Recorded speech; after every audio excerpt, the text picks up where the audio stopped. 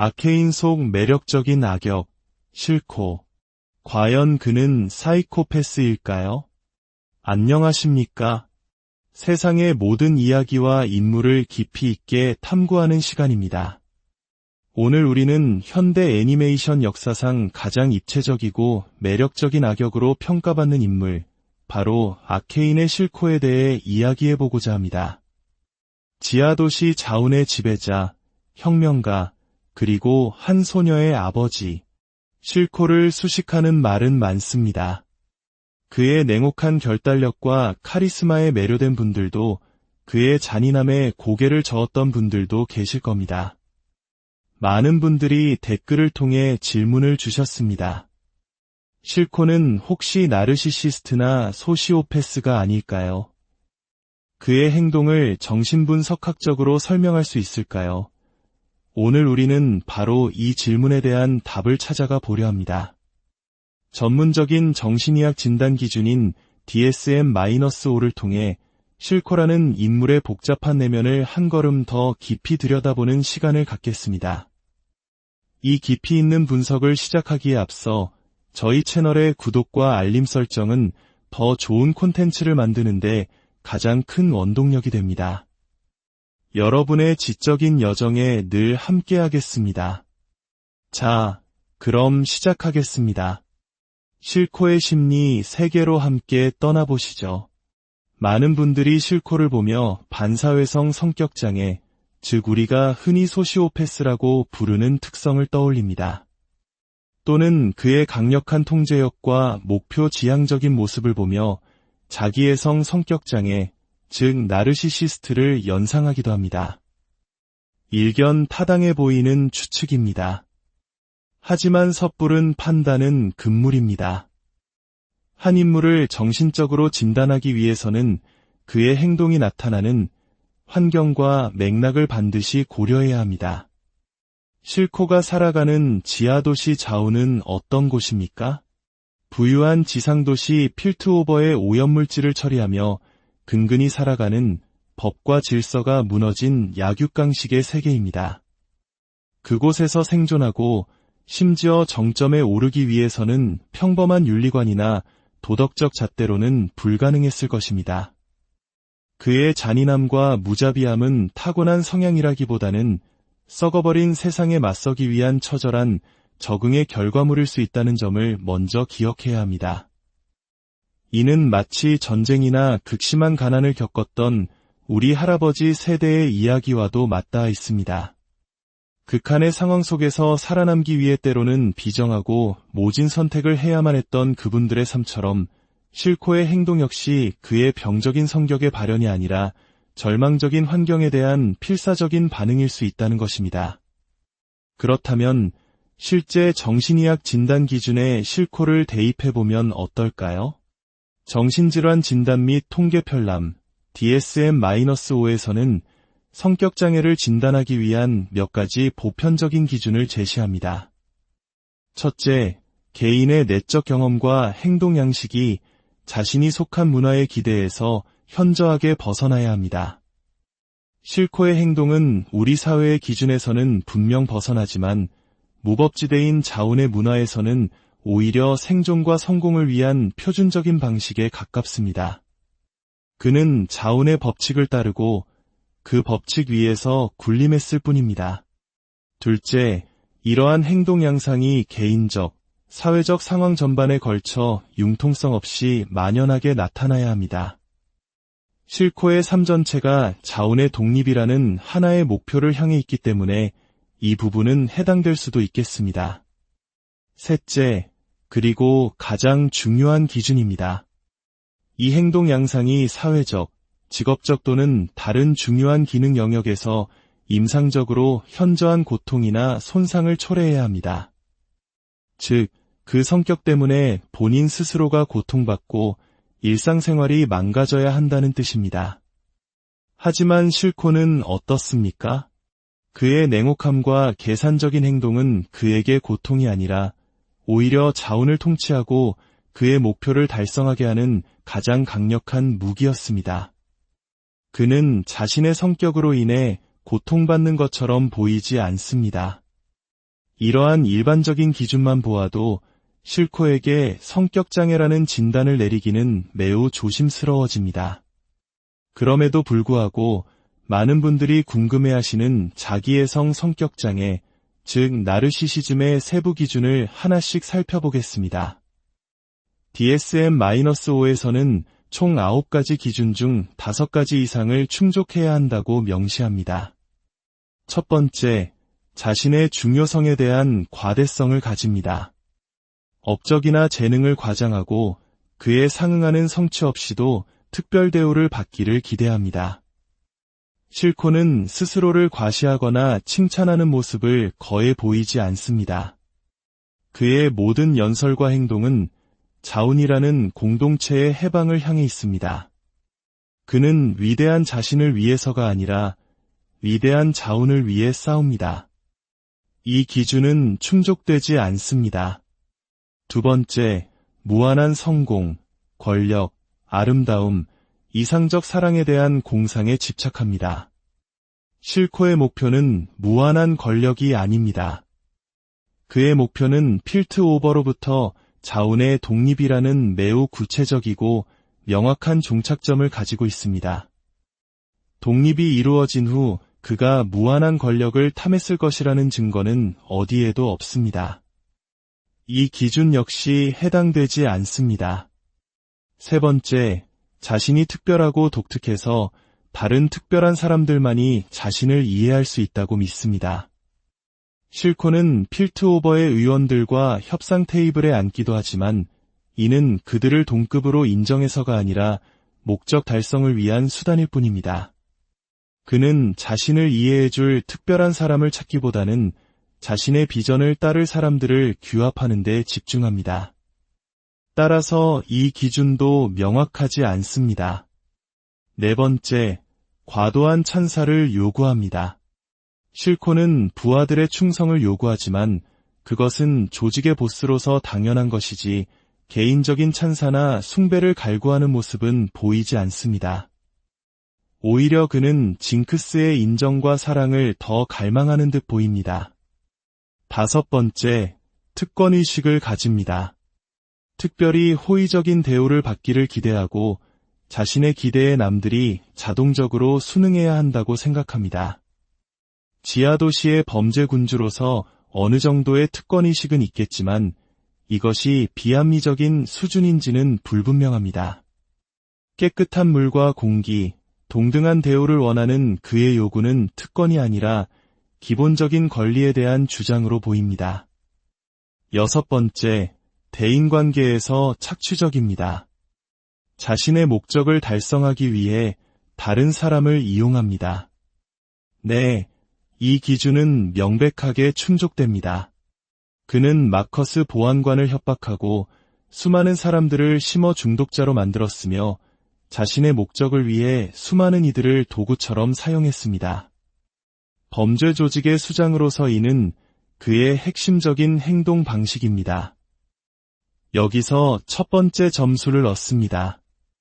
일곱 번째, 공감 능력이 결여되어 있습니다. 타인의 감정이나 필요를 인정하거나 확인하려 하지 않습니다. 이 부분은 논쟁의 여지가 있습니다. 그는 대부분의 사람들에게는 무자비하지만 징크스에게는 깊은 공감과 연민, 부성애를 보여줍니다. 징크스의 고통에 함께 아파하고 그녀를 지키기 위해 모든 것을 겁니다. 이것은 공감 능력이 결여된 것이 아니라 특정 대상에게만 선택적으로 발휘된다는 것을 의미합니다. 진정한 의미의 공감 결여라고 보기는 어렵습니다. 여덟 번째, 다른 사람을 자주 질투하거나 다른 사람이 자신을 질투하고 있다고 믿습니다. 실코는 타인을 질투하는 모습을 보이지 않습니다. 그는 오직 자신의 목표에만 집중합니다. 아홉 번째, 거만하고 방자한 행동이나 태도를 보입니다. 그는 자신감이 넘치고 카리스마 있지만 그것이 비합리적인 수준의 거만함으로 비치지는 않습니다. 결과적으로 실코는 9가지 기준 중 명백하게 충족하는 것은 착취적인 대인관계 단 하나뿐입니다. 진단을 위해서는 최소 5가지가 필요합니다.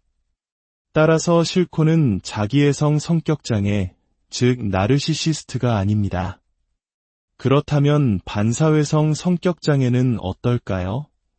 여기에도 후회나 죄책감의 결여 같은 기준이 있지만 그는 형제와도 같았던 벤더를 죽인 것에 대해 평생 죄책감을 느끼는 듯한 모습을 보입니다.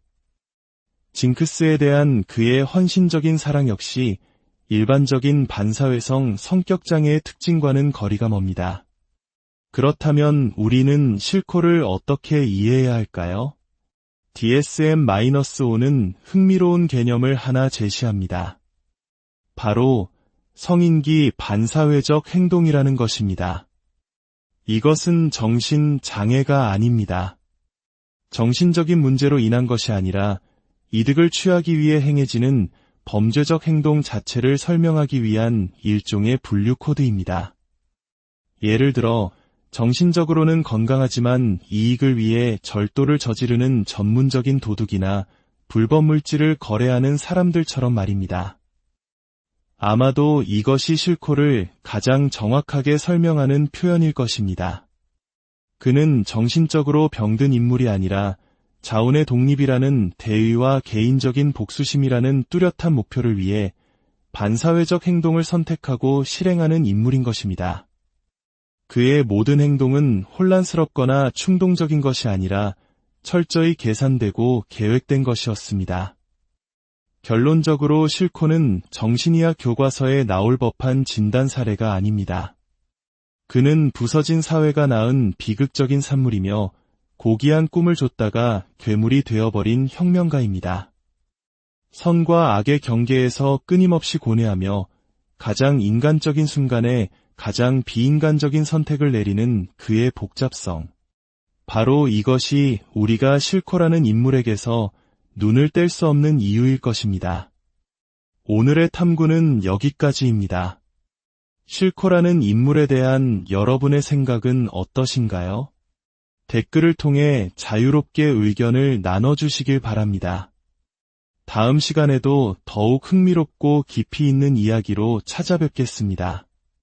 시청해주셔서 아케인 속 매력적인 악역, 실코. 과연 그는 사이코패스일까요? 안녕하십니까? 세상의 모든 이야기와 인물을 깊이 있게 탐구하는 시간입니다. 오늘 우리는 현대 애니메이션 역사상 가장 입체적이고 매력적인 악역으로 평가받는 인물, 바로 아케인의 실코에 대해 이야기해보고자 합니다. 지하도시 자운의 지배자, 혁명가, 그리고 한 소녀의 아버지. 실코를 수식하는 말은 많습니다. 그의 냉혹한 결단력과 카리스마에 매료된 분들도, 그의 잔인함에 고개를 저었던 분들도 계실 겁니다. 많은 분들이 댓글을 통해 질문을 주셨습니다. 실코는 혹시 나르시시스트나 소시오패스가 아닐까요? 그의 행동을 정신분석학적으로 설명할 수 있을까요? 오늘 우리는 바로 이 질문에 대한 답을 찾아가 보려 합니다. 전문적인 정신의학 진단 기준인 DSM-5를 통해 실코라는 인물의 복잡한 내면을 한 걸음 더 깊이 들여다보는 시간을 갖겠습니다. 이 깊이 있는 분석을 시작하기에 앞서 저희 채널의 구독과 알림 설정은 더 좋은 콘텐츠를 만드는데 가장 큰 원동력이 됩니다. 여러분의 지적인 여정에 늘 함께하겠습니다. 자, 그럼 시작하겠습니다. 실코의 심리 세계로 함께 떠나보시죠. 많은 분들이 실코를 보며 반사회성 성격장애, 즉 우리가 흔히 소시오패스라고 부르는 특성을 떠올립니다. 또는 그의 강력한 통제력과 목표 지향적인 모습을 보며 자기애성 성격장애, 즉 나르시시스트를 연상하기도 합니다. 일견 타당해 보이는 추측입니다. 하지만 섣부른 판단은 금물입니다. 한 인물을 정신적으로 진단하기 위해서는 그의 행동이 나타나는 환경과 맥락을 반드시 고려해야 합니다. 실코가 살아가는 지하도시 자운은 어떤 곳입니까? 부유한 지상도시 필트오버의 오염물질을 처리하며 근근히 살아가는 법과 질서가 무너진 약육강식의 세계입니다. 그곳에서 생존하고 심지어 정점에 오르기 위해서는 평범한 윤리관이나 도덕적 잣대로는 불가능했을 것입니다. 그의 잔인함과 무자비함은 타고난 성향이라기보다는 썩어버린 세상에 맞서기 위한 처절한 적응의 결과물일 수 있다는 점을 먼저 기억해야 합니다. 이는 마치 전쟁이나 극심한 가난을 겪었던 우리 할아버지 세대의 이야기와도 맞닿아 있습니다. 극한의 상황 속에서 살아남기 위해 때로는 비정하고 모진 선택을 해야만 했던 그분들의 삶처럼 실코의 행동 역시 그의 병적인 성격의 발현이 아니라 절망적인 환경에 대한 필사적인 반응일 수 있다는 것입니다. 그렇다면 실제 정신의학 진단 기준에 실코를 대입해보면 어떨까요? 정신질환 진단 및 통계 편람 DSM-5에서는 성격장애를 진단하기 위한 몇 가지 보편적인 기준을 제시합니다. 첫째, 개인의 내적 경험과 행동 양식이 자신이 속한 문화의 기대에서 현저하게 벗어나야 합니다. 실코의 행동은 우리 사회의 기준에서는 분명 벗어나지만 무법지대인 자운의 문화에서는 오히려 생존과 성공을 위한 표준적인 방식에 가깝습니다. 그는 자운의 법칙을 따르고 그 법칙 위에서 군림했을 뿐입니다. 둘째, 이러한 행동 양상이 개인적, 사회적 상황 전반에 걸쳐 융통성 없이 만연하게 나타나야 합니다. 실코의 삶 전체가 자운의 독립이라는 하나의 목표를 향해 있기 때문에 이 부분은 해당될 수도 있겠습니다. 셋째, 그리고 가장 중요한 기준입니다. 이 행동 양상이 사회적, 직업적 또는 다른 중요한 기능 영역에서 임상적으로 현저한 고통이나 손상을 초래해야 합니다. 즉, 그 성격 때문에 본인 스스로가 고통받고 일상생활이 망가져야 한다는 뜻입니다. 하지만 실코는 어떻습니까? 그의 냉혹함과 계산적인 행동은 그에게 고통이 아니라 오히려 자운을 통치하고 그의 목표를 달성하게 하는 가장 강력한 무기였습니다. 그는 자신의 성격으로 인해 고통받는 것처럼 보이지 않습니다. 이러한 일반적인 기준만 보아도 실코에게 성격장애라는 진단을 내리기는 매우 조심스러워집니다. 그럼에도 불구하고 많은 분들이 궁금해하시는 자기애성 성격장애, 즉 나르시시즘의 세부 기준을 하나씩 살펴보겠습니다. DSM-5에서는 총 9가지 기준 중 5가지 이상을 충족해야 한다고 명시합니다. 첫 번째, 자신의 중요성에 대한 과대성을 가집니다. 업적이나 재능을 과장하고 그에 상응하는 성취 없이도 특별 대우를 받기를 기대합니다. 실코는 스스로를 과시하거나 칭찬하는 모습을 거의 보이지 않습니다. 그의 모든 연설과 행동은 자운이라는 공동체의 해방을 향해 있습니다. 그는 위대한 자신을 위해서가 아니라 위대한 자운을 위해 싸웁니다. 이 기준은 충족되지 않습니다. 두 번째, 무한한 성공, 권력, 아름다움, 이상적 사랑에 대한 공상에 집착합니다. 실코의 목표는 무한한 권력이 아닙니다. 그의 목표는 필트 오버로부터 자운의 독립이라는 매우 구체적이고 명확한 종착점을 가지고 있습니다.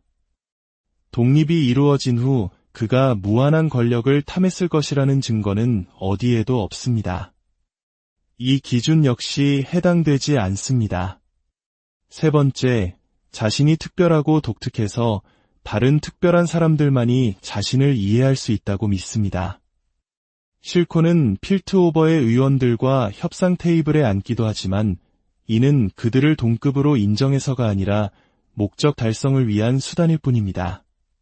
그는 자신을 이해해줄 특별한 사람을 찾기보다는 자신의 비전을 따를 사람들을 규합하는 데 집중합니다. 따라서 이 기준도 명확하지 않습니다. 네 번째, 과도한 찬사를 요구합니다. 실코는 부하들의 충성을 요구하지만 그것은 조직의 보스로서 당연한 것이지 개인적인 찬사나 숭배를 갈구하는 모습은 보이지 않습니다. 오히려 그는 징크스의 인정과 사랑을 더 갈망하는 듯 보입니다. 5번째, 특권의식을 가집니다. 특별히 호의적인 대우를 받기를 기대하고 자신의 기대에 남들이 자동적으로 순응해야 한다고 생각합니다. 지하도시의 범죄 군주로서 어느 정도의 특권의식은 있겠지만 이것이 비합리적인 수준인지는 불분명합니다.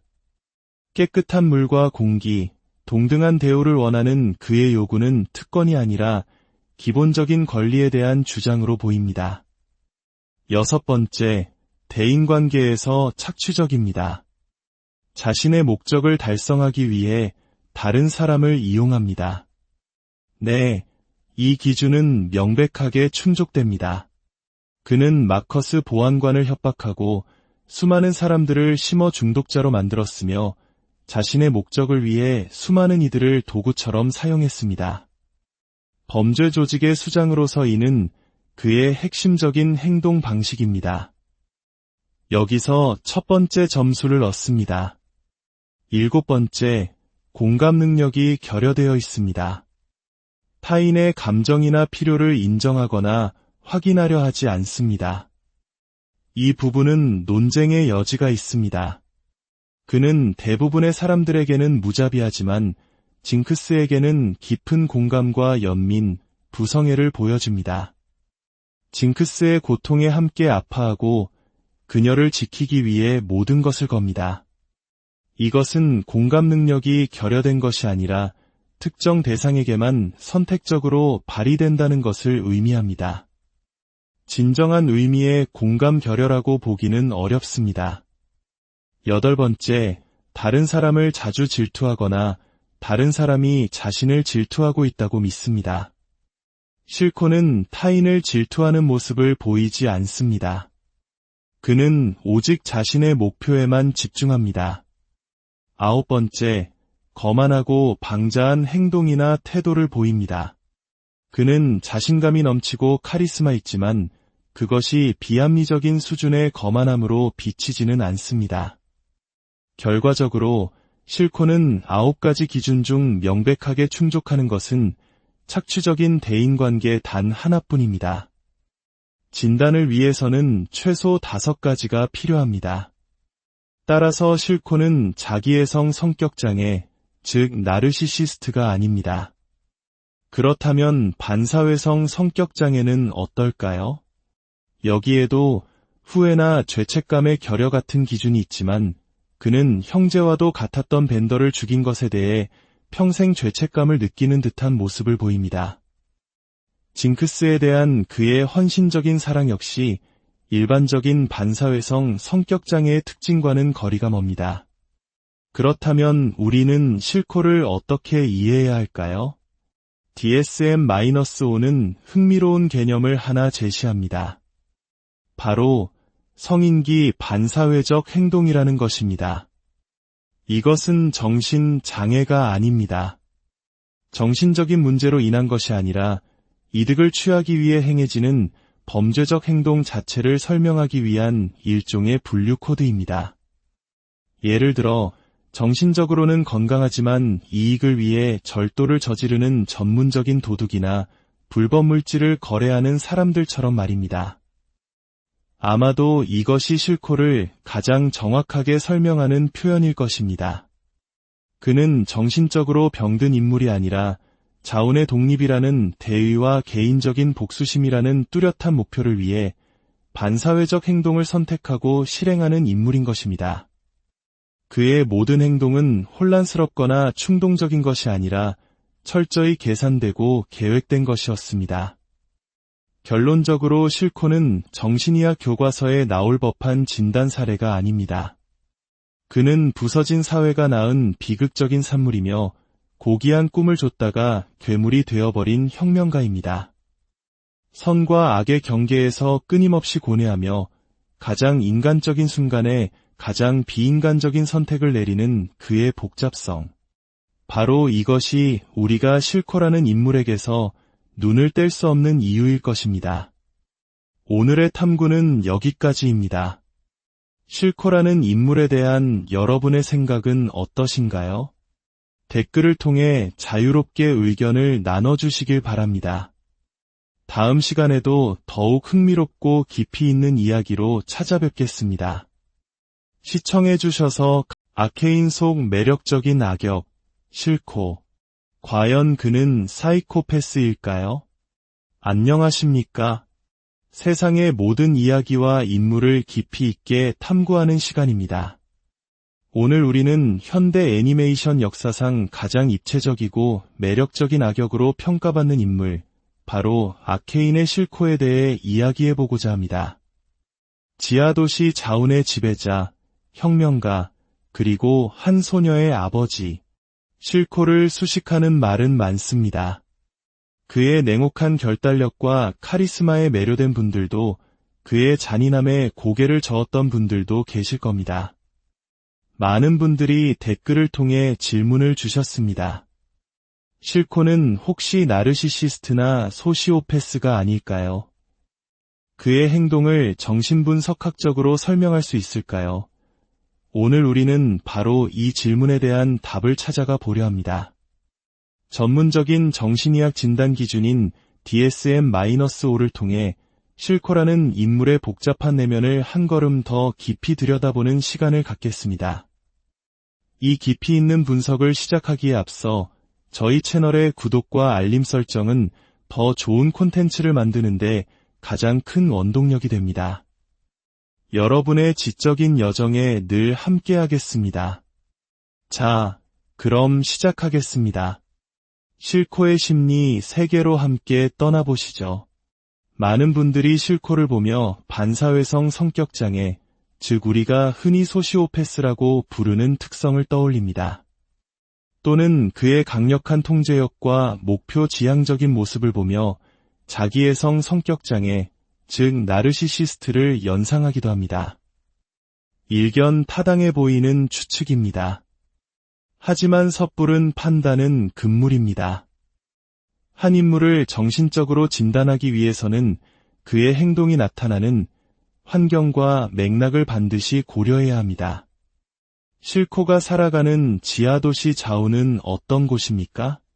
부유한 지상도시 필트오버의 오염물질을 처리하며 근근히 살아가는 법과 질서가 무너진 약육강식의 세계입니다. 그곳에서 생존하고 심지어 정점에 오르기 위해서는 평범한 윤리관이나 도덕적 잣대로는 불가능했을 것입니다. 그의 잔인함과 무자비함은 타고난 성향이라기보다는 썩어버린 세상에 맞서기 위한 처절한 적응의 결과물일 수 있다는 점을 먼저 기억해야 합니다. 이는 마치 전쟁이나 극심한 가난을 겪었던 우리 할아버지 세대의 이야기와도 맞닿아 있습니다. 극한의 상황 속에서 살아남기 위해 때로는 비정하고 모진 선택을 해야만 했던 그분들의 삶처럼 실코의 행동 역시 그의 병적인 성격의 발현이 아니라 절망적인 환경에 대한 필사적인 반응일 수 있다는 것입니다. 그렇다면 실제 정신의학 진단 기준에 실코를 대입해보면 어떨까요? 정신질환 진단 및 통계 편람 DSM-5에서는 성격장애를 진단하기 위한 몇 가지 보편적인 기준을 제시합니다.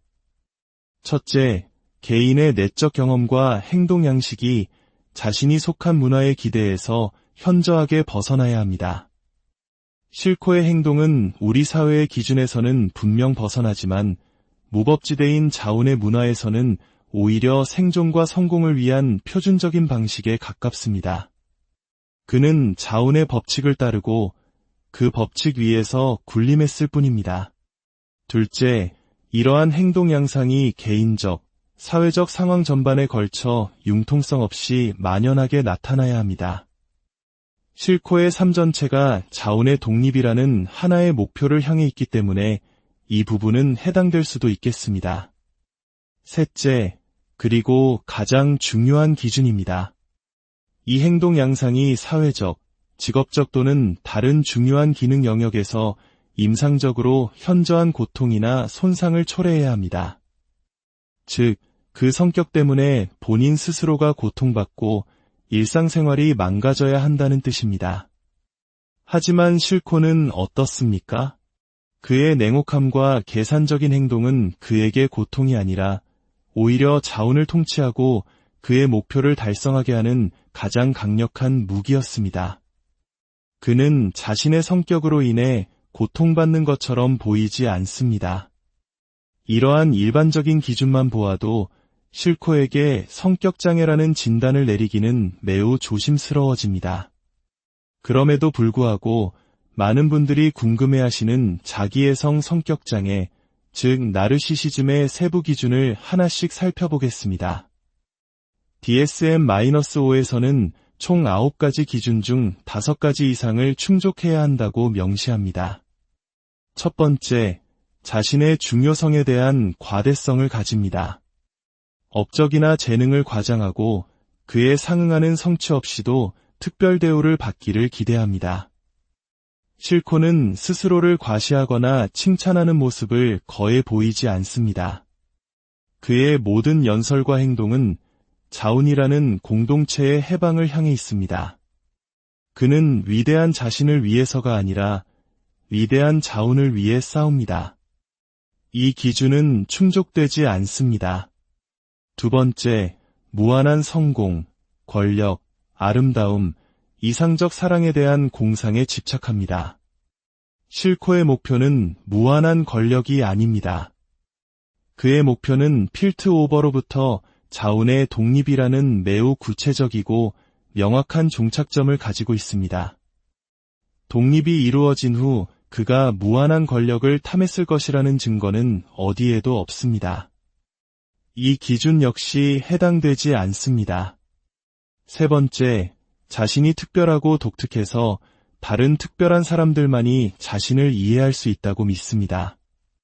실코는 필트오버의 의원들과 협상 테이블에 앉기도 하지만 이는 그들을 동급으로 인정해서가 아니라 목적 달성을 위한 수단일 뿐입니다. 그는 자신을 이해해줄 특별한 사람을 찾기보다는 자신의 비전을 따를 사람들을 규합하는 데 집중합니다. 따라서 이 기준도 명확하지 않습니다. 네 번째, 과도한 찬사를 요구합니다. 실코는 부하들의 충성을 요구하지만 그것은 조직의 보스로서 당연한 것이지 개인적인 찬사나 숭배를 갈구하는 모습은 보이지 않습니다. 오히려 그는 징크스의 인정과 사랑을 더 갈망하는 듯 보입니다. 다섯 번째, 특권의식을 가집니다. 특별히 호의적인 대우를 받기를 기대하고 자신의 기대에 남들이 자동적으로 순응해야 한다고 생각합니다. 지하도시의 범죄 군주로서 어느 정도의 특권의식은 있겠지만 이것이 비합리적인 수준인지는 불분명합니다. 깨끗한 물과 공기, 동등한 대우를 원하는 그의 요구는 특권이 아니라 기본적인 권리에 대한 주장으로 보입니다. 여섯 번째, 대인관계에서 착취적입니다. 자신의 목적을 달성하기 위해 다른 사람을 이용합니다. 네, 이 기준은 명백하게 충족됩니다. 그는 마커스 보안관을 협박하고 수많은 사람들을 심어 중독자로 만들었으며 자신의 목적을 위해 수많은 이들을 도구처럼 사용했습니다. 범죄 조직의 수장으로서 이는 그의 핵심적인 행동 방식입니다. 여기서 첫 번째 점수를 얻습니다. 일곱 번째, 공감 능력이 결여되어 있습니다. 타인의 감정이나 필요를 인정하거나 확인하려 하지 않습니다. 이 부분은 논쟁의 여지가 있습니다. 그는 대부분의 사람들에게는 무자비하지만 징크스에게는 깊은 공감과 연민, 부성애를 보여줍니다. 징크스의 고통에 함께 아파하고 그녀를 지키기 위해 모든 것을 겁니다. 이것은 공감 능력이 결여된 것이 아니라 특정 대상에게만 선택적으로 발휘된다는 것을 의미합니다. 진정한 의미의 공감 결여라고 보기는 어렵습니다. 여덟 번째, 다른 사람을 자주 질투하거나 다른 사람이 자신을 질투하고 있다고 믿습니다. 실코는 타인을 질투하는 모습을 보이지 않습니다. 그는 오직 자신의 목표에만 집중합니다. 아홉 번째, 거만하고 방자한 행동이나 태도를 보입니다. 그는 자신감이 넘치고 카리스마 있지만 그것이 비합리적인 수준의 거만함으로 비치지는 않습니다.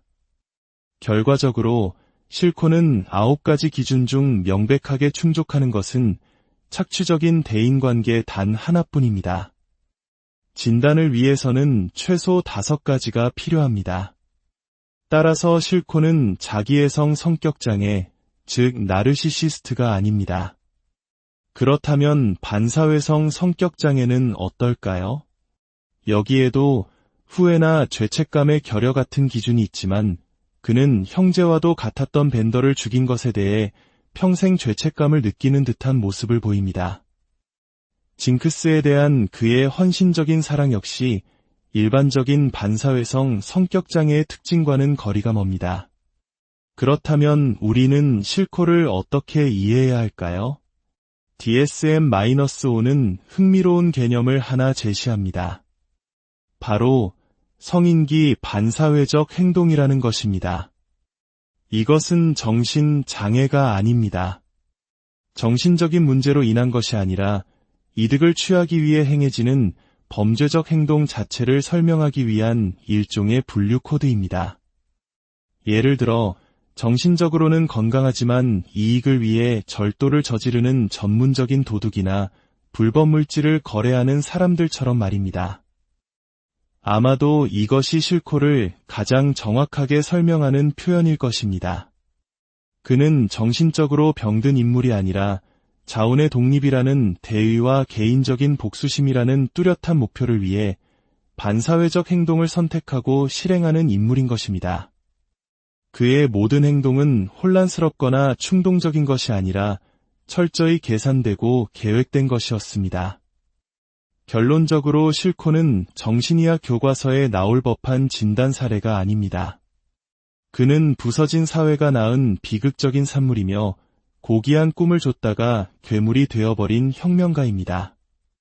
선과 악의 경계에서 끊임없이 고뇌하며 가장 인간적인 순간에 가장 비인간적인 선택을 내리는 그의 복잡성. 바로 이것이 우리가 실코라는 인물에게서 눈을 뗄 수 없는 이유일 것입니다. 오늘의 탐구는 여기까지입니다. 실코라는 인물에 대한 여러분의 생각은 어떠신가요? 댓글을 통해 자유롭게 의견을 나눠주시길 바랍니다. 다음 시간에도 더욱 흥미롭고 깊이 있는 이야기로 찾아뵙겠습니다. 시청해주셔서 아케인 속 매력적인 악역, 실코. 과연 그는 사이코패스일까요? 안녕하십니까? 세상의 모든 이야기와 인물을 깊이 있게 탐구하는 시간입니다. 오늘 우리는 현대 애니메이션 역사상 가장 입체적이고 매력적인 악역으로 평가받는 인물, 바로 아케인의 실코에 대해 이야기해보고자 합니다. 지하도시 자운의 지배자, 혁명가, 그리고 한 소녀의 아버지, 실코를 수식하는 말은 많습니다. 그의 냉혹한 결단력과 카리스마에 매료된 분들도, 그의 잔인함에 고개를 저었던 분들도 계실 겁니다. 많은 분들이 댓글을 통해 질문을 주셨습니다. 실코는 혹시 나르시시스트나 소시오패스가 아닐까요? 그의 행동을 정신분석학적으로 설명할 수 있을까요? 오늘 우리는 바로 이 질문에 대한 답을 찾아가 보려 합니다. 전문적인 정신의학 진단 기준인 DSM-5를 통해 실코라는 인물의 복잡한 내면을 한 걸음 더 깊이 들여다보는 시간을 갖겠습니다. 이 깊이 있는 분석을 시작하기에 앞서 저희 채널의 구독과 알림 설정은 더 좋은 콘텐츠를 만드는데 가장 큰 원동력이 됩니다. 여러분의 지적인 여정에 늘 함께하겠습니다. 자, 그럼 시작하겠습니다. 실코의 심리 세계로 함께 떠나보시죠. 많은 분들이 실코를 보며 반사회성 성격장애, 즉 우리가 흔히 소시오패스라고 부르는 특성을 떠올립니다.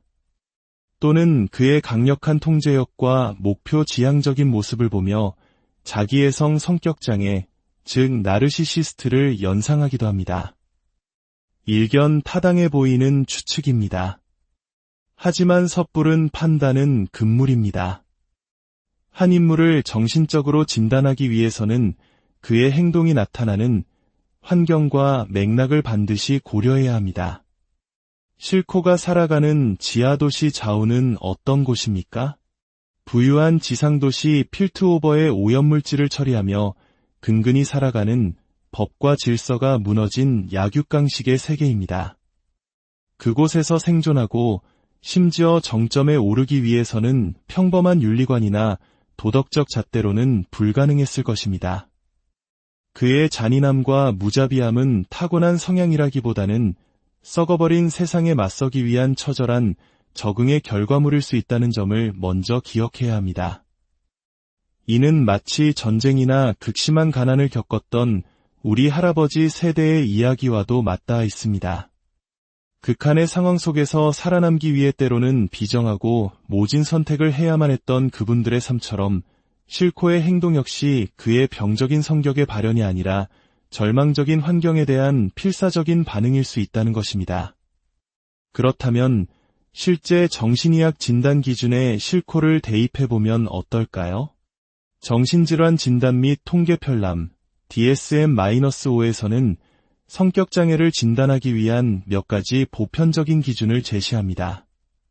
첫째, 개인의 내적 경험과 행동 양식이 자신이 속한 문화의 기대에서 현저하게 벗어나야 합니다. 실코의 행동은 우리 사회의 기준에서는 분명 벗어나지만 무법지대인 자운의 문화에서는 오히려 생존과 성공을 위한 표준적인 방식에 가깝습니다. 그는 자운의 법칙을 따르고 그 법칙 위에서 군림했을 뿐입니다. 둘째, 이러한 행동 양상이 개인적, 사회적 상황 전반에 걸쳐 융통성 없이 만연하게 나타나야 합니다. 실코의 삶 전체가 자운의 독립이라는 하나의 목표를 향해 있기 때문에 이 부분은 해당될 수도 있겠습니다.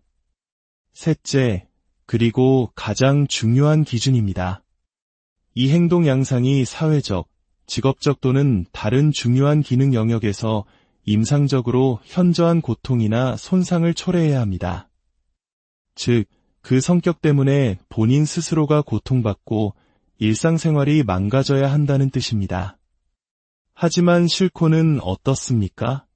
그의 냉혹함과 계산적인 행동은 그에게 고통이 아니라 오히려 자운을 통치하고 그의 목표를 달성하게 하는 가장 강력한 무기였습니다. 그는 자신의 성격으로 인해 고통받는 것처럼 보이지 않습니다. 이러한 일반적인 기준만 보아도 실코에게 성격장애라는 진단을 내리기는 매우 조심스러워집니다. 그럼에도 불구하고 많은 분들이 궁금해하시는 자기애성 성격장애, 즉 나르시시즘의 세부 기준을 하나씩 살펴보겠습니다. DSM-5에서는 총 9가지 기준 중 5가지 이상을 충족해야 한다고 명시합니다. 첫 번째, 자신의 중요성에 대한 과대성을 가집니다. 업적이나 재능을 과장하고 그에 상응하는 성취 없이도 특별 대우를 받기를 기대합니다. 실코는 스스로를 과시하거나 칭찬하는 모습을 거의 보이지 않습니다. 그의 모든 연설과 행동은 자운이라는 공동체의 해방을 향해 있습니다. 그는 위대한 자신을 위해서가 아니라 위대한 자운을 위해 싸웁니다. 이 기준은 충족되지 않습니다. 두 번째, 무한한 성공, 권력, 아름다움, 이상적 사랑에 대한 공상에 집착합니다. 실코의 목표는 무한한 권력이 아닙니다. 그의 목표는 필트오버로부터 자운의 독립이라는 매우 구체적이고 명확한 종착점을 가지고 있습니다. 독립이 이루어진 후 그가 무한한 권력을 탐했을 것이라는 증거는 어디에도 없습니다. 이 기준 역시 해당되지 않습니다. 세 번째, 자신이 특별하고 독특해서 다른 특별한 사람들만이 자신을 이해할 수 있다고 믿습니다. 실코는 필트오버의 의원들과 협상 테이블에 앉기도 하지만 이는 그들을 동급으로 인정해서가 아니라 목적 달성을 위한 수단일 뿐입니다. 그는 자신을 이해해줄 특별한 사람을 찾기보다는 자신의 비전을 따를 사람들을 규합하는 데 집중합니다. 따라서 이 기준도 명확하지 않습니다. 네 번째, 과도한 찬사를 요구합니다. 실코는 부하들의 충성을 요구하지만 그것은 조직의 보스로서 당연한 것이지 개인적인 찬사나 숭배를 갈구하는 모습은 보이지 않습니다. 오히려 그는 징크스의 인정과 사랑을 더 갈망하는 듯 보입니다. 다섯 번째, 특권의식을 가집니다. 특별히 호의적인 대우를 받기를 기대하고 자신의 기대에 남들이 자동적으로 순응해야 한다고 생각합니다. 지하도시의 범죄 군주로서 어느 정도의 특권의식은 있겠지만 이것이 비합리적인 수준인지는 불분명합니다. 깨끗한 물과 공기, 동등한 대우를 원하는 그의 요구는 특권이 아니라 기본적인 권리에 대한 주장으로 보입니다. 여섯 번째, 대인관계에서 착취적입니다. 자신의 목적을 달성하기 위해 다른 사람을 이용합니다. 네, 이 기준은 명백하게 충족됩니다. 그는 마커스 보안관을 협박하고 수많은 사람들을 심어 중독자로 만들었으며 자신의 목적을 위해 수많은 이들을 도구처럼 사용했습니다.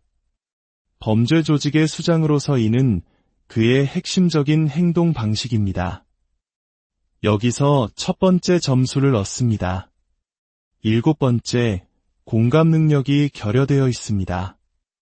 타인의 감정이나 필요를 인정하거나 확인하려 하지 않습니다. 이 부분은 논쟁의 여지가 있습니다. 그는 대부분의 사람들에게는 무자비하지만 징크스에게는 깊은 공감과 연민, 부성애를 보여줍니다. 징크스의 고통에 함께 아파하고 그녀를 지키기 위해 모든 것을 겁니다.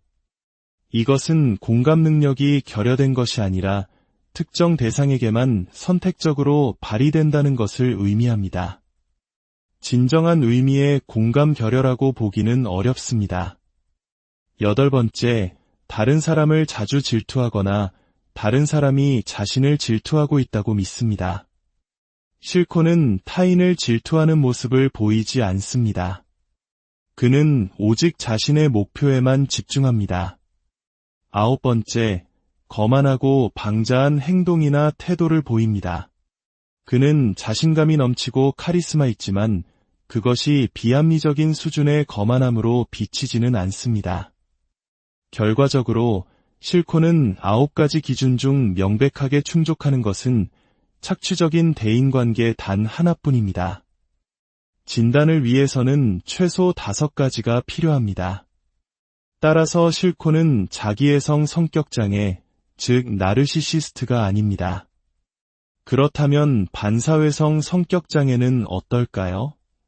여기에도 후회나 죄책감의 결여 같은 기준이 있지만 그는 형제와도 같았던 벤더를 죽인 것에 대해 평생 죄책감을 느끼는 듯한 모습을 보입니다.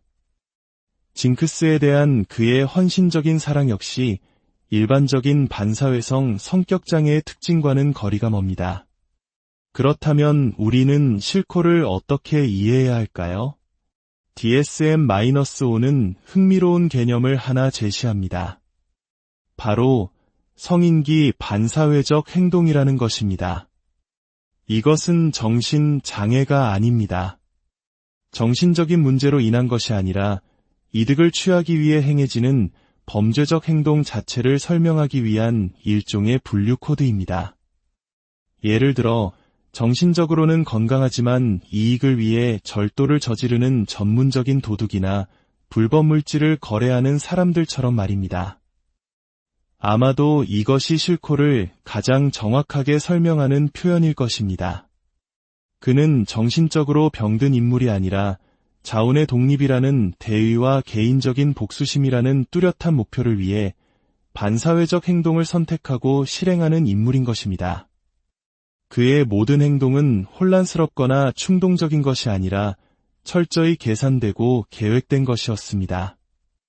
결론적으로 실코는 정신의학 교과서에 나올 법한 진단 사례가 아닙니다. 그는 부서진 사회가 낳은 비극적인 산물이며 고귀한 꿈을 줬다가 괴물이 되어버린 혁명가입니다. 선과 악의 경계에서 끊임없이 고뇌하며 가장 인간적인 순간에 가장 비인간적인 선택을 내리는 그의 복잡성, 바로 이것이 우리가 실코라는 인물에게서 눈을 뗄 수 없는 이유일 것입니다. 오늘의 탐구는 여기까지입니다. 실코라는 인물에 대한 여러분의 생각은 어떠신가요? 댓글을 통해 자유롭게 의견을 나눠주시길 바랍니다. 다음 시간에도 더욱 흥미롭고 깊이 있는 이야기로 찾아뵙겠습니다. 시청해주셔서 아케인 속 매력적인 악역, 실코.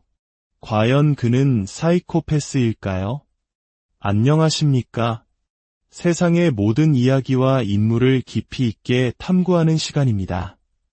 오늘 우리는 현대 애니메이션 역사상 가장 입체적이고 매력적인 악역으로 평가받는 인물, 바로 아케인의 실코에 대해 이야기해보고자 합니다.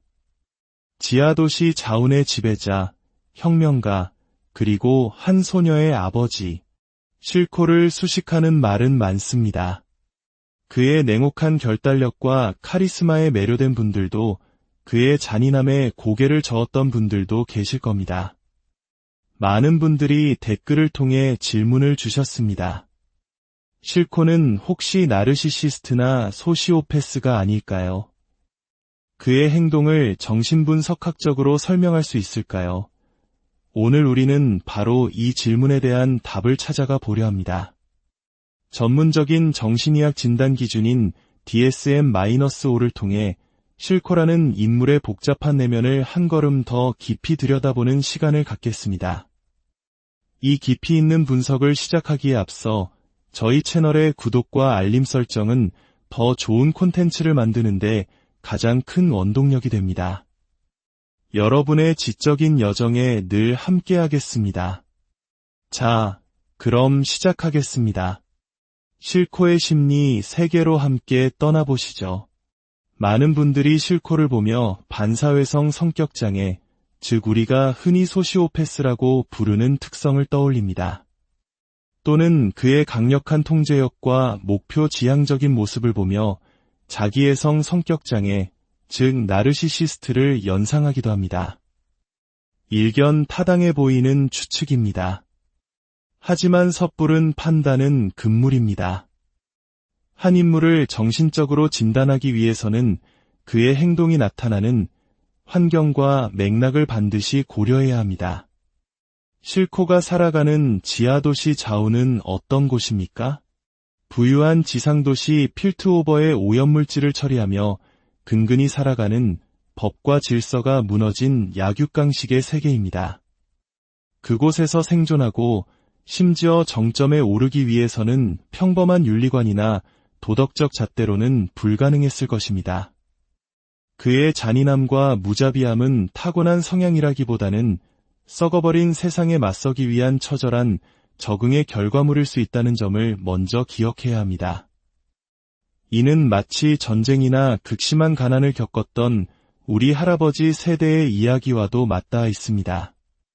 극한의 상황 속에서 살아남기 위해 때로는 비정하고 모진 선택을 해야만 했던 그분들의 삶처럼 실코의 행동 역시 그의 병적인 성격의 발현이 아니라 절망적인 환경에 대한 필사적인 반응일 수 있다는 것입니다.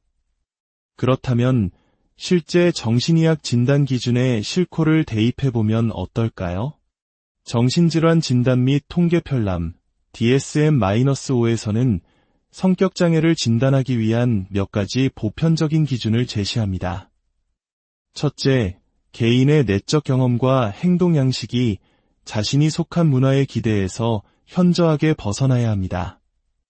실코의 행동은 우리 사회의 기준에서는 분명 벗어나지만 무법지대인 자운의 문화에서는 오히려 생존과 성공을 위한 표준적인 방식에 가깝습니다. 그는 자운의 법칙을 따르고 그 법칙 위에서 군림했을 뿐입니다. 둘째, 이러한 행동 양상이 개인적, 사회적 상황 전반에 걸쳐 융통성 없이 만연하게 나타나야 합니다. 실코의 삶 전체가 자운의 독립이라는 하나의 목표를 향해 있기 때문에 이 부분은 해당될 수도 있겠습니다. 셋째, 그리고 가장 중요한 기준입니다. 이 행동 양상이 사회적, 직업적 또는 다른 중요한 기능 영역에서 임상적으로 현저한 고통이나 손상을 초래해야 합니다. 즉, 그 성격 때문에 본인 스스로가 고통받고 일상생활이 망가져야 한다는 뜻입니다. 하지만 실코는 어떻습니까? 그의 냉혹함과 계산적인 행동은 그에게 고통이 아니라 오히려 자운을 통치하고 그의 목표를 달성하게 하는 가장 강력한 무기였습니다. 그는 자신의 성격으로 인해 고통받는 것처럼 보이지 않습니다. 이러한 일반적인 기준만 보아도 실코에게 성격장애라는 진단을 내리기는 매우 조심스러워집니다. 그럼에도 불구하고 많은 분들이 궁금해하시는 자기애성 성격장애, 즉 나르시시즘의 세부 기준을 하나씩 살펴보겠습니다. DSM-5에서는 총 9가지 기준 중 5가지 이상을 충족해야 한다고 명시합니다. 첫 번째, 자신의 중요성에 대한 과대성을 가집니다. 업적이나 재능을 과장하고 그에 상응하는 성취 없이도 특별 대우를 받기를 기대합니다. 실코는 스스로를 과시하거나 칭찬하는 모습을 거의 보이지 않습니다. 그의 모든 연설과 행동은 자운이라는 공동체의 해방을 향해 있습니다. 그는 위대한 자신을 위해서가 아니라 위대한 자운을 위해 싸웁니다. 이 기준은 충족되지 않습니다. 두 번째, 무한한 성공, 권력, 아름다움, 이상적 사랑에 대한 공상에 집착합니다. 실코의 목표는 무한한 권력이 아닙니다. 그의 목표는 필트 오버로부터 자운의 독립이라는 매우 구체적이고 명확한 종착점을 가지고 있습니다. 독립이 이루어진 후 그가 무한한 권력을 탐했을 것이라는 증거는 어디에도 없습니다. 이 기준 역시 해당되지 않습니다. 세 번째, 자신이 특별하고 독특해서 다른 특별한 사람들만이 자신을 이해할 수 있다고 믿습니다. 실코는 필트오버의 의원들과 협상 테이블에 앉기도 하지만 이는 그들을 동급으로 인정해서가 아니라 목적 달성을 위한 수단일 뿐입니다. 그는 자신을 이해해줄 특별한 사람을 찾기보다는 자신의 비전을 따를 사람들을 규합하는 데 집중합니다. 따라서 이 기준도 명확하지 않습니다. 네 번째, 과도한 찬사를 요구합니다. 실코는 부하들의 충성을 요구하지만 그것은 조직의 보스로서 당연한 것이지 개인적인 찬사나 숭배를 갈구하는 모습은 보이지 않습니다. 오히려 그는 징크스의 인정과 사랑을 더 갈망하는 듯 보입니다. 다섯 번째, 특권의식을 가집니다. 특별히 호의적인 대우를 받기를 기대하고 자신의 기대에 남들이 자동적으로 순응해야 한다고 생각합니다. 지하도시의 범죄군주로서 어느 정도의 특권의식은 있겠지만 이것이 비합리적인 수준인지는 불분명합니다. 깨끗한 물과 공기, 동등한 대우를 원하는 그의 요구는 특권이 아니라 기본적인 권리에 대한 주장으로 보입니다. 여섯 번째, 대인관계에서 착취적입니다. 자신의 목적을 달성하기 위해 다른 사람을 이용합니다. 네, 이 기준은 명백하게 충족됩니다. 그는 마커스 보안관을 협박하고 수많은 사람들을 심어 중독자로 만들었으며 자신의 목적을 위해 수많은 이들을 도구처럼 사용했습니다. 범죄 조직의 수장으로서 이는 그의 핵심적인 행동 방식입니다. 여기서 첫 번째 점수를 얻습니다. 일곱 번째, 공감 능력이 결여되어 있습니다. 타인의 감정이나 필요를 인정하거나 확인하려 하지 않습니다. 이 부분은 논쟁의 여지가 있습니다. 그는 대부분의 사람들에게는 무자비하지만 징크스에게는 깊은 공감과 연민, 부성애를 보여줍니다. 징크스의 고통에 함께 아파하고 그녀를 지키기 위해 모든 것을 겁니다. 이것은 공감 능력이 결여된 것이 아니라 특정 대상에게만 선택적으로 발휘된다는 것을 의미합니다. 진정한 의미의 공감 결여라고 보기는 어렵습니다. 여덟 번째, 다른 사람을 자주 질투하거나 다른 사람이 자신을 질투하고 있다고 믿습니다. 실코는 타인을 질투하는 모습을 보이지 않습니다. 그는 오직 자신의 목표에만 집중합니다.